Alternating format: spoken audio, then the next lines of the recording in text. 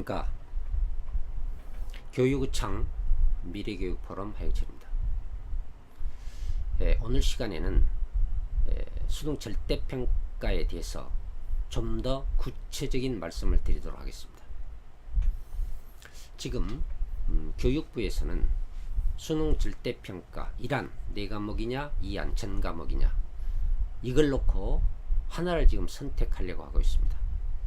어제 보도를 보니까 여당과 교육부 간에 합의를 봤다, 일안으로 합의를 봤다, 이런 또 보도도 있었습니다. 이달 31일 이제 곧 내일 모레가 되겠습니다. 결론이 나올 겁니다. 그러나 제가 생각할 때 지금 수능이 1안이냐 2안이냐 이게 중요한 것이 아니고 수능에 절대평가를 도입하는 것이 바람직한 일이냐, 그게 교육적으로 의미 있는 일이냐, 이것을 근본적으로 한번 분석해 봐야 됩니다.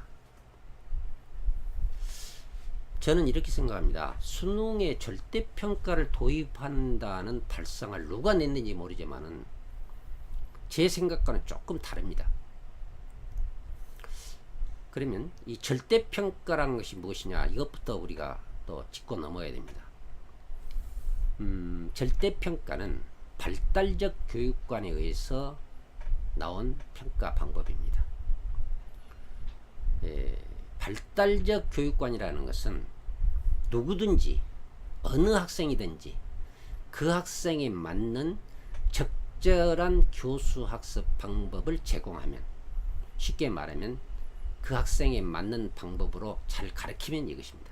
가르치면 누구나 모든 학생이 그 학습 목표를 달성할 수 있다라는 전제하에 나온 그 교육관이 바로 발달적 교육관이고, 그것에서 나온 평가가 절대평가입니다. 절대평가를 보통 우리는 목표 지향 평가다, 이렇게도 얘기를 합니다. 자, 그런다고 보면은 지금 영어, 그 다음에 한국사, 그 다음에 공통사회, 공통과학, 또 하나는 이제 제2외국어 한문, 이것을 이제 절대평가를 한다 그러거든요. 자, 그러면 영어를 절대평가를 한다고 생각합시다. 영어 과목을 먼저 할 일이 뭐냐, 영어 과목에 있는 그 모든 과제를 분석해 가지고, 교과서 분석해야 됩니다. 분석해 가지고 거기에서 학습 목표를 도출해야 됩니다. 쉬운 일이 아닙니다. 그리고 학습 목표만 도출해내는 게 아니라 그 학습 목표를 명시적으로 진술해야 됩니다. 그래야만 학생들이 그 목표를 인지할 수 있지 않습니까? 이렇게 해서 학습 목표를 명시적으로 진술해 놓고 학생들한테 인지를 시켜줘야 됩니다. 이게 모든 우리 대한민국에 있는 입시 대상 학생들한테, 고등학생들한테 그 목표를 전부 인지시켜줘야 돼요. 선생님들도, 가르치는 선생님도 알아야 됩니다. 그리고 그렇게 가르쳐야 됩니다. 목표를 향해서. 그리고 나중에 시험 문제는 그 학습 목표를 중거로 해서 시험 문제를 내야 됩니다. 상대평가는 난이도에서 시험 문제를 냅니다. 어렵고 쉬운 거 문제를 이렇게 적절하게 배정해서 시험 문제를 낸 것이 상대평가예요. 근데 절대평가는 그게 없습니다. 학습 목표가 바로 평가의 준거가 됩니다. 그래서 그걸 시험 문제 내 가지고 모든 학생이 그 시험 학습 목표에 도달할 수 있어야 한다는 이러한 그 특성을 갖고 있는 평가가 절대평가입니다. 그래서 상대평가는 정상분포 곡선을 결과가 나와야 되지만은 절대평가는 부적 편포 곡선을 그려야 됩니다. 부적 편포란 것은 중간 학생이나 못한 학생은 거의 없고 대부분 학생이 다 잘하는 곳에, 그러니까 우수한 학생, 우수하다기보다는 목표 달성한 학생들이 많다는 겁니다. 그러니까 다시 말하면 절대평가는 모든 학생이 1등급이 된다 이겁니다. 그 1등급으로 나온다, 그런 전제하에 가르치고 또 평가를 하는 것이 절대평가입니다. 그러면 이런 평가를 자 그러니까 결과적으로 봐서는 변별력이 없지 않습니까? 전혀 없습니다. 그럼 변별력이 없는 평가를 수능에 도입할 필요가 있느냐? 그걸 나는 왜 수능에 그걸 도입하는지 이것이 이해가 가지 않습니다. 그리고 지금 이란으로 지금 많이 이렇게 기울어져 갔는데 근데 제가 생각할 때는 지금 대통령이나 교육부 장관 그리고 정교조 성향 교육감들의 생각은 이 안으로 가야 됩니다. 왜냐? 이 안으로 가서 수능의 절대평가를 전 과목을 도입시켜 버리면 수능이 아무 의미가 없죠.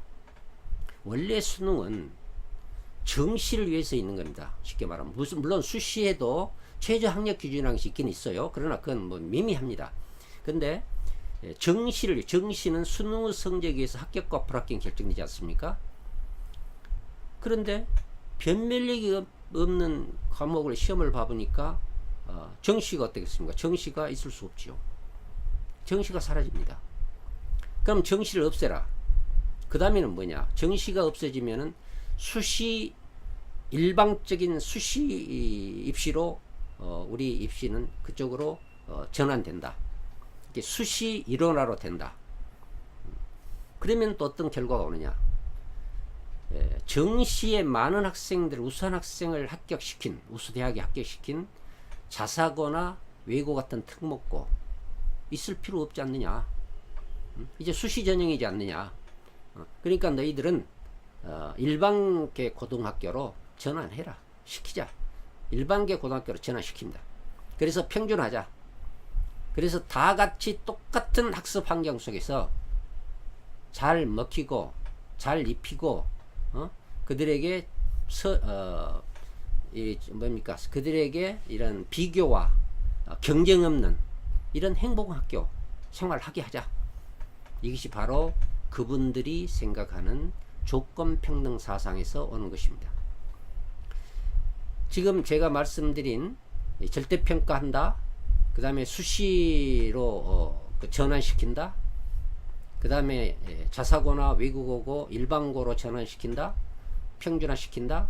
이것은 지금 국정 100대 과제 속에 들어있는 교육시책입니다. 그래서 제가 생각할 때는 이란이 아니고 아마 이안으로 하지 않을까 이런 생각도 해봅니다. 그래야만이 현재의 대통령 그 다음에 교육부 장관 정교조 성향 교육감들의 뜻대로 이루어질 수가 있다는 것입니다. 그런데요 여기서 하나 우리가 생각할 것은 교육은 절대 시행착오가 있어서는 안 됩니다. 자칫 이런 정책이 입시 정책이 시행착오로 가게 된다고 하면은 현재 우리 중학교 학생들 이게 어떻게 되겠습니까?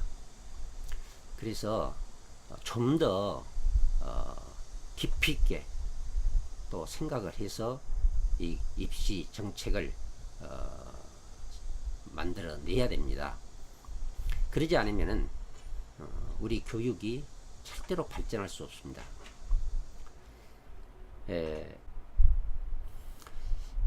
그리고 또 하나 생각할 게 있습니다. 대학 입시를 수시 일원화로 이렇게 한다 하면은 자사고나 특목고가 사라질 것이다. 그들의 존재 가치가 없다. 이렇게 생각할 수도 있습니다. 그러나 저는 그 반대로 생각합니다. 자사고나 특목고가 지금까지 이 정시에 많은 그 교육력을 투입했습니다. 그건 사실입니다. 왜냐? 정시에 많이 합격시켰기 때문입니다. 결과적으로. 그런데 이제 정시가 없어지고 수시만 하게 된다 하면은 자사고나 특목고는 그 학교의 설립 목적이나 이념에 맞는 교육 그리고 그 학교의 특성에 맞는 교육을 할 수 있게 됩니다. 그건 매우 바람직한 일이죠. 그리고 우리 학생들은 잘된 겁니다. 교육청에서 학생이 가기 싫은 곳도 강제 배정하는 이런 평준화보다는 자기가 원하는 고등학교를 골라서 가는 학생, 이 학생이 행복한 학생 아닙니까? 그리고 2015 개정교육과정에서 기르고자 하는 인간상, 창의융합적 인재입니다. 창의융합적 인재를 기를 수 있는 어떤 제도가 방법이 무엇이냐? 평준화해서 이질 집단 속에서 가르치는 것하고 자사고나 특목고 같은 다양한 고등학교를 만들어서 맞춤형 동질 집단에서 가르치는 것하고 어떤 것이 더 효과가 있을 것인가, 이것도 생각해 봐야 됩니다. 이제 우리는 우수한 창의융합적 인재를 길러야 됩니다.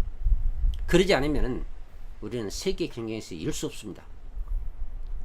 그래서 교육부는 좀 더 깊이 있게 생각하시고, 어떻게 하면 우리나라 교육력을 강화시키고, 그것이 결론적으로 국력과 이어지기 때문에 강력한 국력을 기를 수 있는 교육이 어떤 교육인가, 어떤 입시 제도여야 되는가, 이런 점을 깊이 있게 생각하시면서 교육 정책, 입시 개선안을 만들어 주시기를 부탁 말씀드립니다. 오늘은 이상 마치겠습니다. 감사합니다.